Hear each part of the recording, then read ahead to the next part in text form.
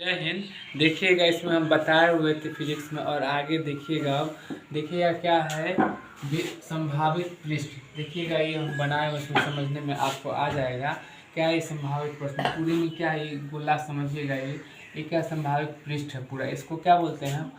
First कोष्ठ को देखिएगा, ये जो चला है राउंड, देखिएगा क्या है फर्स्ट, ये संभावित पृष्ठ बोलते हैं। ठीक, अब देखिएगा इसमें क्या है क्यू प्लस बीच में। ठीक है, अब समझिए क्या है कि ऐसा पृष्ठ जिसके प्रत्येक बिंदु पर विद्युत विभव का मान समान हो।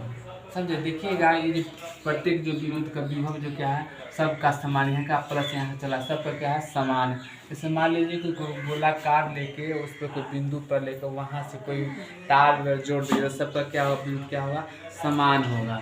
ठीक, अब देखिए क्या है संभावित पृष्ठ पर एवं बल रेखाओं के माध्यम से कोण क्या होता है 90 डिग्री। यहाँ जे भी है सबका 90 डिग्री कोण बनेगा। ठीक, फिर से समझ लीजिएगा एक बार क्या है ऐसा पृष्ठ जिसके प्रत्येक बिंदु पर विद्युत विभव का मान समान हो यह संभावित पृष्ठ कहलाता है। ठीक, उसके बाद देखिएगा यह संभावित पृष्ठ एवं बल रेखाओं का माध्यम कोण कितना होता है 90 डिग्री होता है। ठीक, अब अगला देखिए क्या विद्युत धारिता। इसमें देखिएगा क्या किसी चालक का विभव क्या है, किसी चालक के विभव में एकांक बिंदु हेतु आवश्यक आवेश मात्रक चालक की विद्युत धारिता ठीक क्या कहलाती है, विद्युत धारिता कहलाती है। फिर से एक बार देख किसी चालक किसी भी वायर में, ठीक है क्या, किसी भी चालक जैसे मान लीजिए ये है चालक, ठीक, विद्युत विभव जैसे वायर है, ठीक, यहाँ से यहाँ तक ए है, ये बी है। ठीक, अब देखिएगा कि मैं क्या किसी भी चालक के विभव में एकांक वृद्धि हेतु आवश्यक आवेश का मात्रा चालक किसी क्या है चालक की विद्युत धारिता कहलाती है। इस मात्रक को कूलम क्या है, देखिए इसको ऑनलाइन भी हम कर देंगे, इसे कूलम या वोल्ट अथवा फैराड होता है। ठीक, इसमें क्या है फिर से देखिएगा किसी भी चालक के विभव में एकांक वृद्धि हेतु क्या एकांक वृद्धि हेतु आवश्यक, ठीक है, आवश्यक आवेश की मात्रा चालक की विद्युत धारिता कहलाती है। ठीक, अब दूसरा पॉइंट देखिएगा, इसका मात्रा क्या होता है कूलम। एग्जाम में ये भी आएगा विद्युत धारिता का मात्रा कितना होता है तो कूलम। ठीक है, क्या है मात्रा क्या होता है कूलम या वोल्ट अथवा फैराड बोल सकते हैं। ठीक है, होता है। और अगला देखिएगा यदि चालक में क्यू कूलम आवेश देने पर उसका विभव में v वोल्ट की वृद्धि होती है तो इसी का नियतांक c को चालक की विद्युत धारिता कहते हैं। देखिएगा जैसे इसका जो क्वेश्चन है, ठीक है, q क्या है अल्फा क्या है v q बराबर c बराबर q बटे v, जहाँ c क्या है एक क्या नियतांक है, c क्या है एक नियतांक है।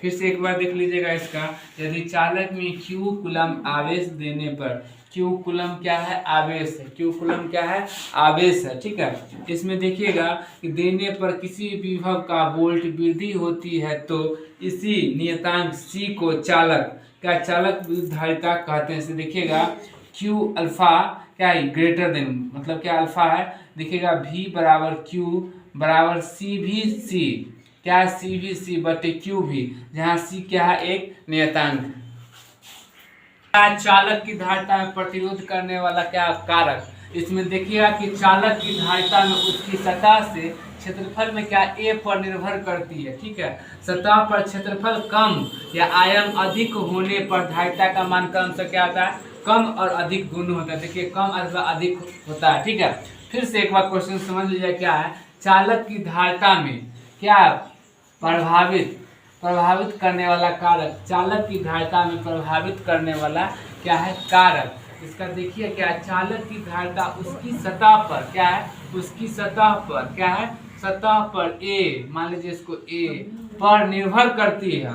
सतह पर क्षेत्रफल कम अथवा अधिक होने पर धारिता का मान कम और अधिक दोनों होता है। ठीक, क्या अति पर कम करता है, कति पर मतलब इसका अति करता है धारिता पर निर्भर करता है, ये कम और ज़्यादा हो सकता है। वही चीज़ यहाँ है कम और क्या अधिक।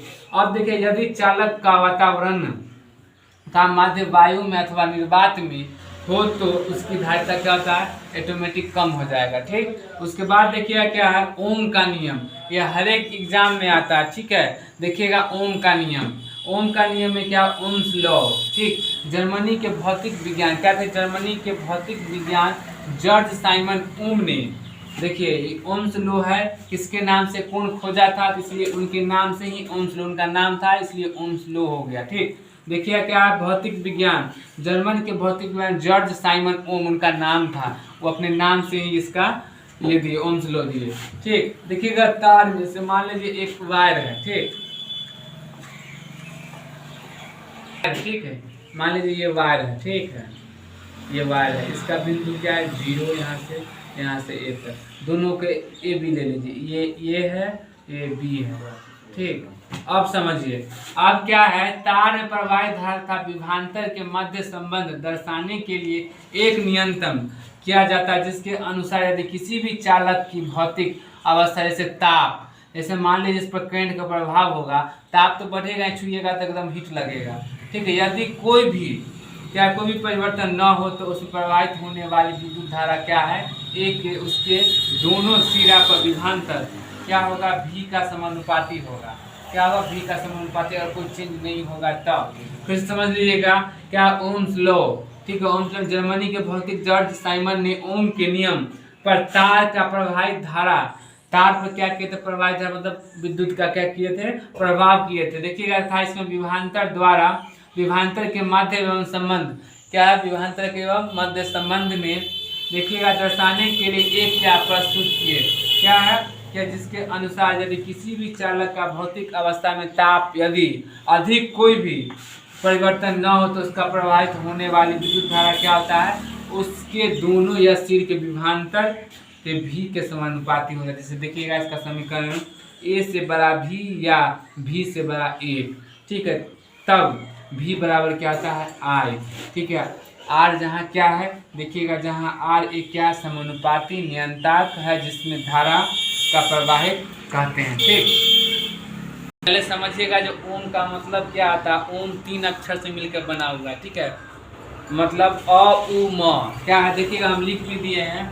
क्या, अ का मतलब होता है, ओम का मतलब क्या, अनंत शक्ति होता है। क्या, अनंत शक्ति होता है। हमारे हिंदू धर्म में देखिएगा पहला कोई भी चीज़ होता है तो पहले क्या, ओम से स्टार्ट होता है। ओम का मतलब क्या होता है, अनंत, क्या, अनंत शक्ति आपको वैभव मिलेगा। ठीक है, देखिएगा क्या है, अनंत शक्ति का प्रतीक है। अ उ म, मतलब आपसे कोई पूछ देगा, किसी को आप पूछ सकते हैं, बोलिएगा कि ओम में क्या अक्षर है, 3 अक्षर से मिलकर बना होता है। क्या होता है, 3 अक्षर, पहला होता है अ, दूसरा होता है उ, तीसरा होता है म।